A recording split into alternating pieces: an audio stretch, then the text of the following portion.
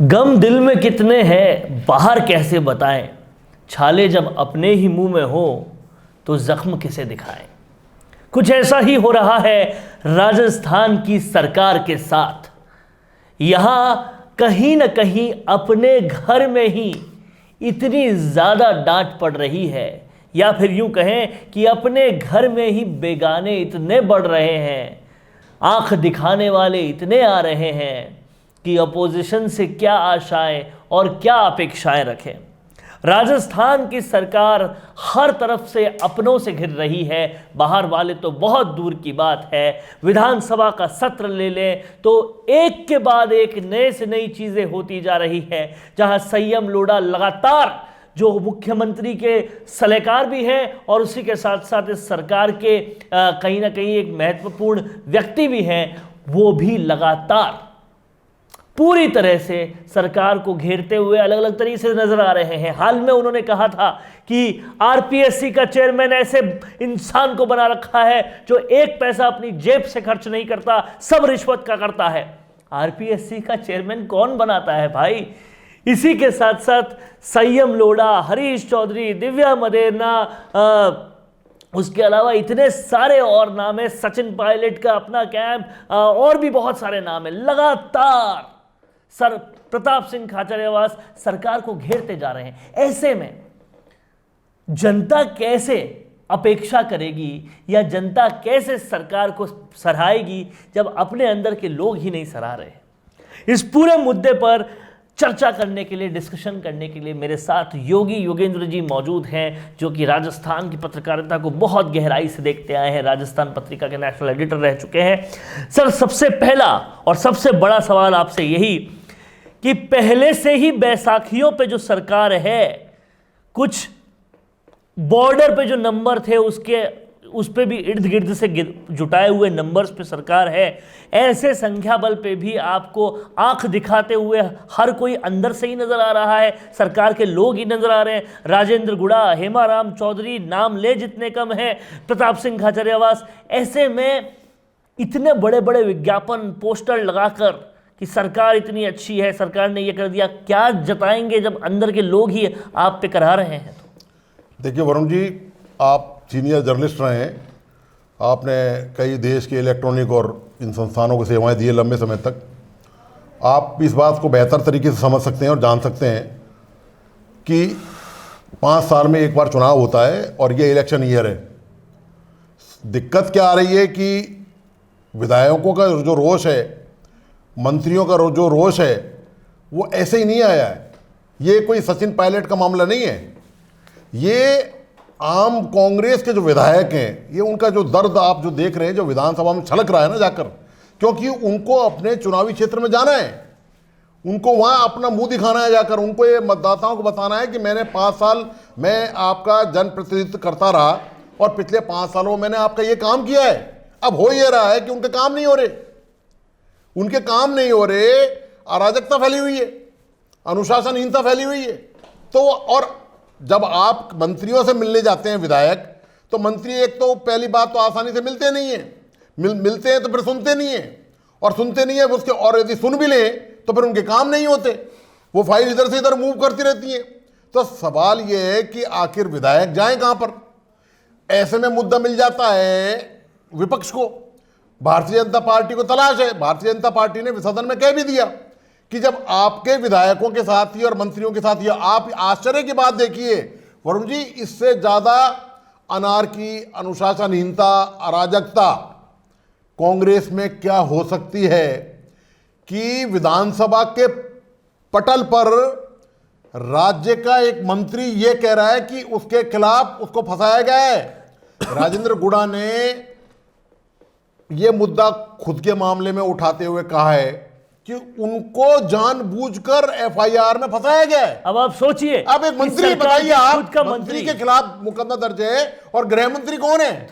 मुख्यमंत्री, यही मैं आपसे कहना चाह रहा सबसे हूं। बड़ी बात यही हो रही है कि अगर फहरिस्त निकाल के देखें कितने अपनों ने क्या क्या बोला है, तो सरकार का कच्चा चिट्ठा यूं ही निकल के सामने आ जाता है। कुछ दिन पहले का एक बयान इंद्रराज गुर्जर का, अगर आपको याद हो तो साफ साफ कहा उन्होंने कि हम जब जाते हैं विधानसभा क्षेत्र में पानी तक नहीं आता। अब क्या केंद्र और क्या राज्य, अगर हम कुछ भी वोट लेने भी नहीं जा पाएंगे अगर इस तरीके से होता रहेगा तो।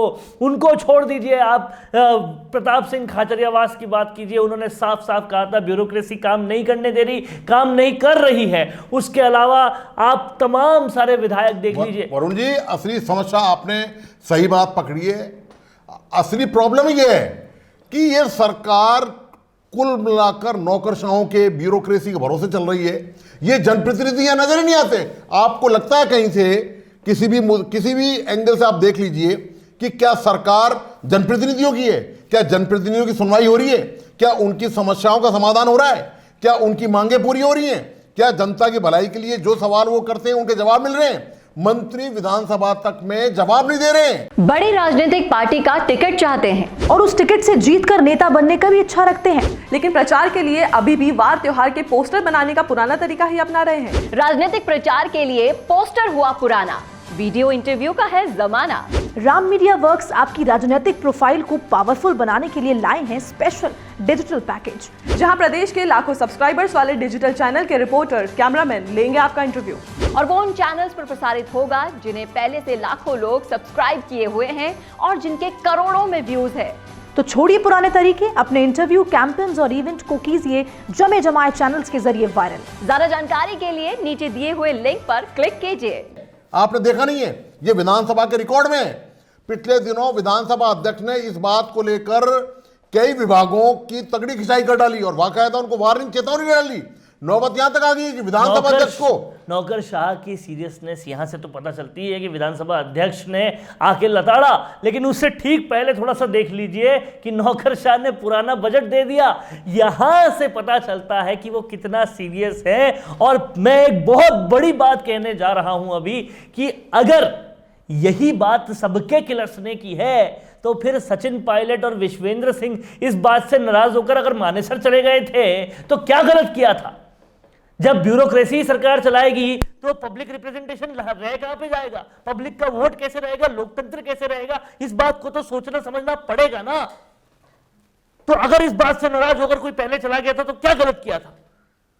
यहां बहुत सारी चीजें हैं। आप फहरिस्त निकाल के देखिए, खुद आपकी मंत्री जो है, आपकी विधायक जो है वो मंत्री से नाराज है, कहते हैं कि हमें तो ट्रांसफर का कोटा ही नहीं मिलता।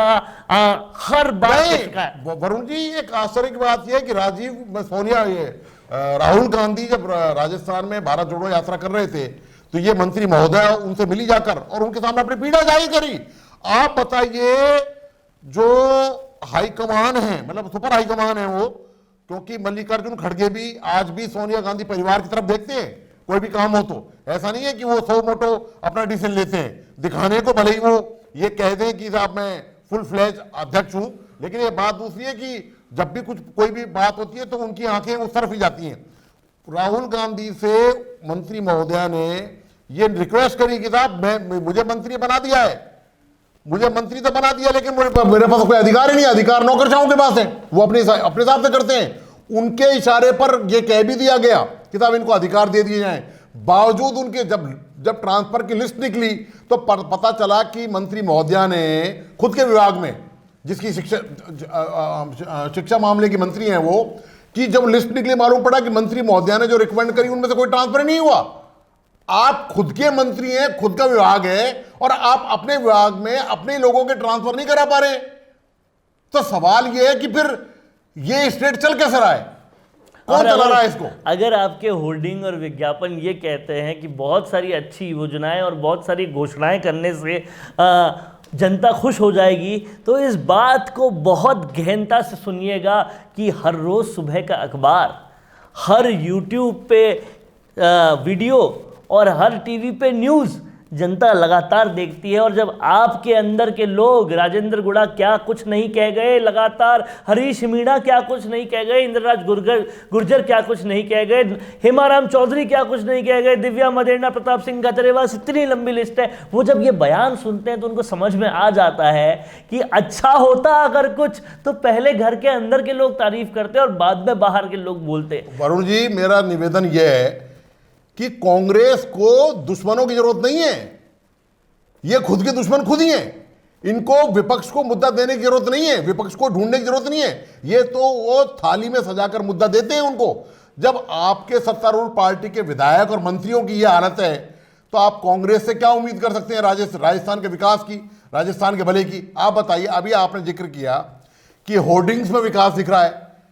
कल मुझे अच्छी तरह याद है कि जब आपने डिस्कशन जब किया था तो आपने वो तमाम मुद्दे, चूंकि आपने वो एक एनसाइक्लोपीडिया की तरह आपने उनका इस्तेमाल किया, आपने लंबे चौड़े रेफरेंस कल दिए थे, पूरी जानकारी आपने रिसर्च करके जुटाई कि बिजली विभाग की हालत ये है कि राजस्थान के हजारों स्कूलों में बिजली कनेक्शन नहीं है, हजारों स्कूलों में। मैं वो आंकड़े तो मुझे एग्जैक्ट याद नहीं है, वो आपने कल जिक्र किया था। 3000 से ज्यादा स्कूलों में बिजली का खंबा ही नहीं है, कनेक्शन ही नहीं है। और पानी की बात करें तो बहुत सारी स्कूलों में जो है हजारों की तादाद में, और बिना नल के आप कहते हैं पानी फ्री दे देंगे। किसानों का बीमा नहीं है, किसानों के बीमे की फाइल एक साल से अटकी पड़ी है वित्त विभाग में, उसको मंजूरी नहीं दी गई है। आप बताइए। और मजेदार बात देखिए आप, मतलब जले पर नमक कैसे छिड़कते हैं मंत्री विधानसभा में। कल विधानसभा में एक मंत्री ने रिप्लाई में ये कहा है कि राजस्थान में बेरोजगारों को रोजगार, स्थायी रोजगार, सरकारी नौकरी पाने में ज्यादा इंटरेस्ट नहीं है। क्यों नहीं है? देखिए प्ली, तर्क के कुतर्क देखिए कैसे कैसे तर्क पेश किए जा रहे हैं। आप मतदाताओं को क्या समझते हैं? मतदाता सब समझते हैं, मतदाताओं को उल्लू बनाना आसान नहीं है। मतदाता मुंह से नहीं बोलते, लेकिन जब वो टप्पा लगाते हैं ना तो वहां वो किस्मत का फैसला कर देते हैं। आप मंत्री हैं, आप कह रहे हैं कि बेरोजगारी भत्ता मिल रहा है इसलिए वो इंटरेस्ट नहीं ले रहे। आप बताइए, ये मंत्री माखौल उड़ा रहे हैं पूरे प्रदेश के युवाओं का, पूरे प्रदेश के मतदाताओं का। ये पता नहीं है कि मतदाता भाग्य निर्माता है आपका, वो एक झटके में उलट से पुलट कर सकता है चीजों को। और यही वजह है कि राजस्थान में हर 5 साल में सरकार पलट जाती है। ये इन कारणों पर कभी ना तो पार्टी हाईकमान ने सोचा है, ना कभी राजस्थान के मुख्यमंत्री ने सोचा है, ना राजस्थान के प्रदेश कांग्रेस अध्यक्ष ने कभी सोचा है। सवाल यह है कि आप सोचते ही नहीं है। इसलिए नहीं सोचते क्योंकि सारा तंत्र, सारी बागडोर वो नौकरशाहों के हाथ में है। नौकरशाही से इस प्रदेश को चला रहे हैं, तो फिर चुनाव की जरूरत क्या है? और सवाल बड़ा ये भी है कि सोचते जब नहीं है तो इतने बड़े बड़े अधिवेशन में आखिर करते क्या है आप? इतनी बड़ी बड़ी चिंतन सभाएं, मंथन सभाओं में होता क्या है? वरुण जी, मंथन चिंतन तो कांग्रेस जाने कब से करती आ रही है, उसके बावजूद भी सिमटते सिमटते पूरे देश से 25, 27, 28 राज्यों में से सिमटते सिमटते अंत में कहां पर आ गई? कोने में कहां पर है? सिर्फ 3 स्टेट में। और स्टेट की हालत देखिए आप क्या हो रही है। समुद्र का मंथन भी जब करने बैठे थे देवता और दैत्य तो भी कुछ निकल के आ गया था, बहुत कुछ निकल के आ गया था। आप तो इतना छोटा सा मंथन और चिंतन में भी कुछ नहीं निकाल पाए। हाँ, ये जरूर कहेंगे कि 7 स्टार होटलों का खाना जरूर निकाला है, वेकेशन जरूर निकाले हैं, मौज जरूर करी है मंत्रियों की। और वरुण जी, अभी आपने मुद्दा उठाया कि विधानसभा में संयम लोढ़ा की आपने जिक्र किया। संयम लोढ़ा ने विधानसभा में बहुत तगड़ा मुद्दा उठाया है आज। संयम लोढ़ा ने जोधपुर का वो उस साइड का वो मुद्दा उठाया है जिसमें आप बताइए एक नवजात बच्चे को सरकारी अस्पताल से, जहां गार्ड मौजूद है, जहां नर्सिंग स्टाफ मौजूद है, जहां डॉक्टर मौजूद है, वहां कुत्ता खींच के ले गया और नोच नोच के उसको मार डाला। अब सोचिए कहां है जोधपुर? और आप देखिए रिप्लाई कौन है? जोधपुर है खुद मुख्यमंत्री का क्षेत्र। आप बताइए कि यह हालत है कि सरकारी तंत्र की का एक प्रमाण है, ये उदाहरण है इस बात का कि सरकार के जो विभाग हैं वो किस हद तक नरक बन चुके हैं। मतलब वहां क्या कैसा प्रबंधन है वहां पर, ये आपको इसका प्रमाण है। और मजेदार बात और देखिए, इस पर शांति धारीवाल जी ने जवाब दिया है कि अपने वो कार्रवाई जारी है और ये कोई खास कोई गंभीर मामला नहीं है। आप तो इस पर संयम लोढ़ा ने कहा कि साहब ये तो जिसमें बीतती है ना, ये जिसका बच्चा होता है तो वही जानता है, वो दर्द तो वही समझ सकता है। आप बताइए, खुद सरकार के सलाहकार संयम लोढ़ा सदन में ये बात कह रहे हैं ये तो एक अस्पताल की हालत आपने बताई है, लेकिन मैं ये कह रहा हूं, आप राजस्थान के किसी भी अस्पताल में जाकर देख लीजिए, आप वहां का सिस्टम देख लीजिए, आप जाकर आप मरीजों को धक्के खाते हुए देखते हुए मिलेंगे। आप वहां पर उनका ऑपरेशन में नंबर नहीं आ रहा है, उनको वहां सुविधाएं नहीं मिल रही हैं। आप एसएमएस में चले जाइए, आज की तारीख में भी आपको लोग गैलरियों में पड़े हुए मिलेंगे बजाय बेड पर रहने के। सरकारी अस्पतालों की ये दुर्दशा, ये हालत हो चुकी है। तो अब यही पूरा आलम हो रहा है कि जब गैरों ने क्या बताया, जब अपने ही सताए हैं और अपनों का जो सताया है वो साफ तौर पे आगे बहुत ज़्यादा नहीं बढ़ सकता। यही हालत राजस्थान की सरकार की हो रही है। कैसा लगा आपको हमारा ये वीडियो? अगर अच्छा लगा है तो इसे ज़्यादा से ज़्यादा लाइक, शेयर, सब्सक्राइब ज़रूर करें और हमें कमेंट बॉक्स में बताएं कि आपको और कौन से विषय पर इस तरह से चर्चा और विश्लेषण चाहिए। हम ज़रूर आपके कमेंट्स का दरकार करेंगे और उसमें बिल्कुल एक्ट करते हुए वैसे वीडियोज़ भी बनाएंगे। बहुत बहुत शुक्रिया। नमस्कार। कैसा हो अगर आपकी वीडियोस की सारी नीड्स का आपको एक ही जगह सॉल्यूशन मिल जाए तो, और वो भी हाई क्वालिटी, फास्ट और अफोर्डेबल अंदाज में। और जरा सोचिए कैसा हो अगर उसी सॉल्यूशन में आपको मिल जाए प्रोफेशनल एक्टर्स, पूरा वीडियो प्रोडक्शन हाउस और हाईली प्रोफेशनल वीडियो एक्सपर्ट्स, और वो भी बहुत ही कॉस्ट इफेक्टिव तरीके से। और कैसा हो कि ये सब भी आपको डिजिटली डिलीवर हो जाए सिर्फ कुछ क्लिक्स में, जिससे आपका पैसा और वक्त दोनों बच जाएगा। तो अब ये सब कुछ हो सकता है मिशी मीडिया सॉल्यूशंस के साथ। वेलकम टू मिशी media solutions, your one stop solution for fast and affordable videos for business promotion. तो आज ही कॉल करें स्क्रीन पर दिए गए नंबर्स पर या फिर लॉग इन कीजिए हमारी वेबसाइट पर